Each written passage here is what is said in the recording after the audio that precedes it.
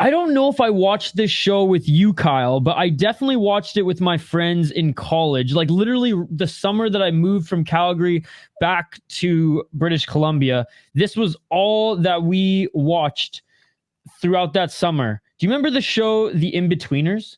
The show from the UK? Yeah, totally. That guy actually got pretty famous. That funny dude that was in that show. There's a few of them that got famous, and one of them in particular, Blake Harrison from the Inbetweeners, TV star in the UK to MMA media member. Actor Blake Harrison, most notable for his role on the award-winning British sitcom The Inbetweeners, is actually obsessed with mixed martial arts. He played Neil Sutherland on the show, and I think this is one of the best, where are they now stories, because when I look up actors, and especially, who just had like one or two memorable roles in my opinion, I see that they're full on MMA junkies like myself.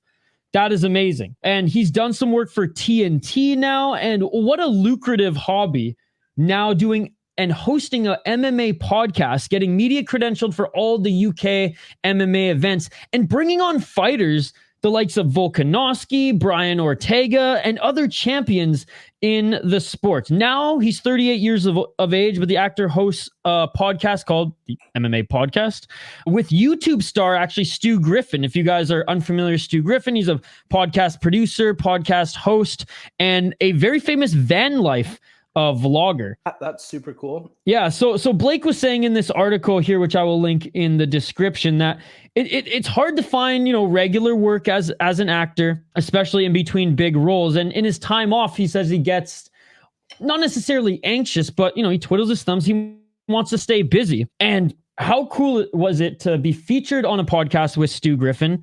They both talked to an MMA fighter, and after the MMA fighter left, they just kept talking about MMA, where after they decided we should just do this together. Originally, he was on the podcast to talk about music, and like I said, after having an MMA guest on, they continued to talk about the sport, and now they've teamed up full-time for an MMA show. He said his goal is to continue to change people's perception of the greatest sport on the planet, and he might even fight an amateur fight someday as he trains. Stu has actually been a long-time Muay Thai practitioner, and Blake has been training, just as a workout to stay healthy, but he is a junkie. He is obsessed. And he said, I'm 38 years old now. I don't know how much longer, I can wait, but he said it would be cool to test himself in the ring, in the cage, for even just an amateur fight. I think it's so cool that he's credentialed and actually does some work with Sky Sports in the UK as well. And like I said, the guests that he's have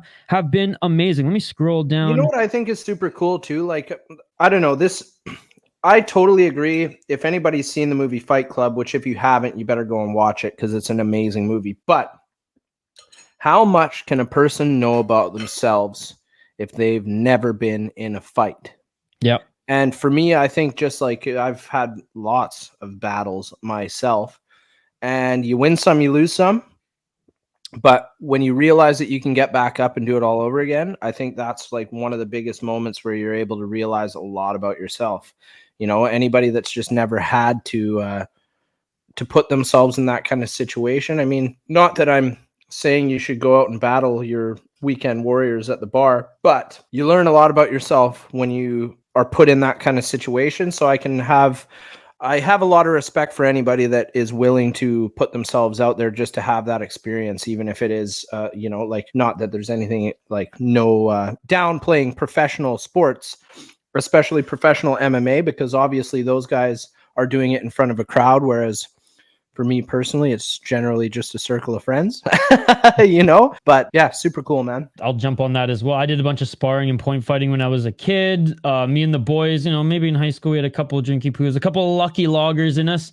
Isha would put on his party shirt on and we'd wrestle and, have a couple scraps in the back. And all the time, actually, we had a buddy who was he lived near our high school, and he had a bunch of pads, he had a bunch of boxing gloves, and every now and then between classes, when we had spare classes, we would just go and backyard box every now and then. And there was a couple times I was dropped. I got a weak fucking chin. Kyle knows this, but no, you said it there, man. You said it there. I just think this is a cool story. Again, I was a huge fan of this show, The Inbetweeners, and he says he still has a passion for acting. He still does acting jobs, but this is a new lane for him. And like I said in the opening segment, he might fight someday soon, since he's getting up there in age, but his goal is to continue to change people's perception of the sport. So as a fan of the Inbetweeners, that was really cool to see. And some of his guests include the likes of Alexander Volkanovski, Michael Bisping, Jamal Hill. So not just the UK guys, but, you know, Jack Shore was on there as well. So a little mix of both. So I just thought that was a cool story. It's like a generational thing where everyone quotes funny moments from my generation in the UK. Yeah, because it's like 11 or 12 years old now, the show. Since I saw it on Netflix anyways. Well, we were living together at the time. So, I mean, both of us were in our early 20s when we were watching that. Yeah, that's true.